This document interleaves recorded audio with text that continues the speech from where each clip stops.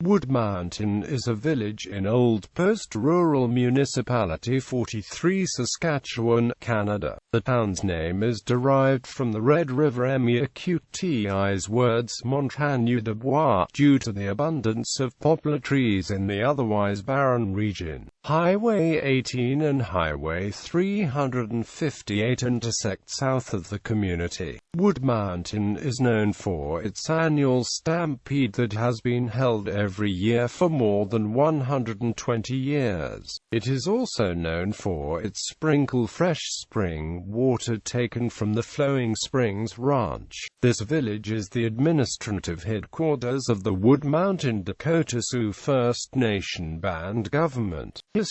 History taken from Wood Mountain SK. Our history. Wood Mountain's first European settlers came in the 1870s, when about 35 Métis families moved here after the failure of the Red River Rebellion. Boundary Commission survey teams came through shortly after to mark the 49th parallel. They built the cabins that in 1874 became the first Wood Mountain Northwest Mounted Police Post. Chasing out the whiskey traders didn't take long, and the post was closed the next year. Today Wood Mountain is a peaceful area, but during the days of Sitting Bull and James Walsh, this was one of the most politically volatile spots in North America. The famous Sioux medicine man Sitting Bull and as many as 5,000 of his Sioux followers took refuge here from the U.S. Army after the Battle of the Little Bighorn in 1876. General George Custer and his 7th Cavalry were virtually wiped out when they foolishly attacked the Sioux, and the Canadian government was concerned that Sitting Bull might attack Canadians. NWMP Superintendent James Walsh, commanding officer of Fort Walsh in the Cypress Hills, was sent to lay down the law to the Sioux. Walsh earned Sitting Bull's respect when he rode into the intimidating camp with only a handful of constables. Sitting Bull agreed to respect Canadian laws, and within months of that agreement, a new Wood Mountain detachment was constructed for 22 NWMP officers. Walsh had a home for himself built nearby and spent most of his time in the Wood Mountain region until he was transferred to Fort Capel in 1880. The Sioux kept their promise to abide by Canadian law, but the Canadian government never granted them permanent status. By 1879 the Sioux were beginning to starve because of fires set in the U.S. that kept the buffalo south of the border. The U.S. government offered amnesty and food to the Sioux, so many of them left while only a few hundred remained in Canada with Sitting Bull. Jean-Louis Legare, a trader from the Willow Bunch area, spent a great deal of effort and supplies to feed the starving Sioux. After Legare's effort was exhausted, Sitting Bull realized he had been defeated and returned to the U.S. with a few more of his people. Not all of the Sioux left though, and the descendants still live in the area to this day. After returning to the States, Sitting Bull appeared in Buffalo Bill Cody's Wild West show. Although Sitting Bull was guaranteed by the U.S. government that he would not be harmed, in 1890 he was arrested on a trumped-up charge.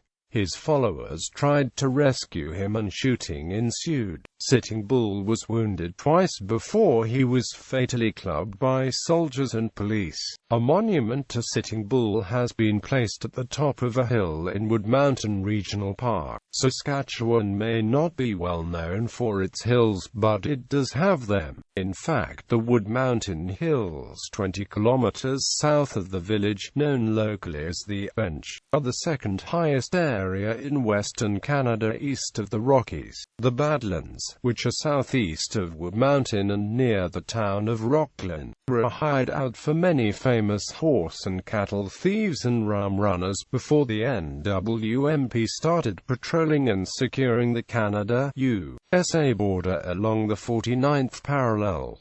Comedian Tom Green toured the Badlands around Big Beaver for a TV show in 2007. As more people moved onto the prairies at the turn of the 20th century, farming and ranching changed the landscape. where there once were buffalo, cattle became the dominant grazing animal, and cereal grains were grown where once short grass prairie was all the eye could see. Farming and ranching play a big role in the lives of the residents of the prairies, and across the world as well, because Saskatchewan agriculture feeds a large portion of the world. The town was moved 8 kilometers north from the site of the 2 police posts, as the branch line railway spread through the province. Several grain elevators were built to store the crops being grown: Federal, Reliance, and Saskatchewan Wheat Pool. There is only one elevator left in Wood Mountain today. The elevator is not in operation. The Brown Pioneer Elevator, which was built by the Saskatchewan Pool in 1928, is one of Saskatchewan's oldest wooden elevators standing today. The village of Wood Mountain hopes to eventually purchase the elevator and turn the elevator into a working museum. The operation of the elevator is preserved on film by the National Film Board's Grain Elevator, and again on Death of a Skyline. On July 31, 1997, the last orange Pioneer elevator in town was struck twice by lightning. Firefighting crews could not get their equipment up the narrow opening to the top of the elevator, so the fire spread. The elevator was scheduled to close permanently on the day it burned down. Firefighting crews were called in from neighboring towns by the Wood Mountain Volunteer Fire Department and the Royal Canadian Mounted Police. They helped save a house that had burning debris dropping onto it. The fire burned 4 hours, and the grains molded for days, which gave the town an aroma of burnt bread for a while. Strangely, on the same day as the fire in Wood Mountain, a brand new elevator in Brooks, Alberta met the same fiery fate. More recently, Wood Mountain has hosted several successful country and rock music events, continued its annual Stampede, and have made improvements to the regional and provincial historic parks. The Wood Mountain Farmers Market, started by Judy Mergel, has been held in August since 2004. In July 2005, the village celebrated its 75th year. A monument to local organizations was erected beside the hotel building, and the MLA and mayor were on hand to present local citizens with awards. Among them was Robert Shields, Wood Mountain centenarian. Bob spent the last 6 years of his life in Rockland, Saskatchewan, turning 105 in October 2009. And died not long after. Demographics. In 2006, Wood Mountain had a population of 20 living in 13 dwellings, a 50.0% decrease from 2001. The village had a land area of 0.61 square kilometers and a population density of 32.6 per square kilometers. Economy and tourism. Historically, Wood Mountain's economy has relied mainly on agriculture as a main industry. The community still has strong roots to farming and ranching, but with its location and rich history, tourism has become a main industry. The community has a variety of businesses, recreation sites, and many accommodations such as bed and breakfasts, a cafe restaurant, a pool, a library, a community hall, and a wide variety of churches, museums, campgrounds, and regional parks. Business and services. Below is a list of local business and organizations within the Wood Mountain Village and area.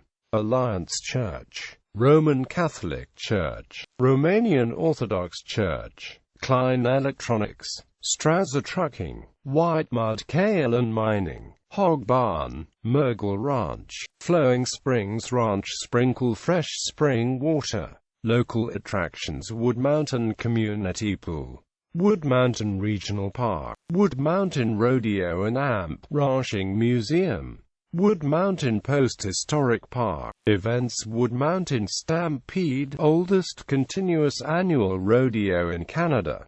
It has run since 1890.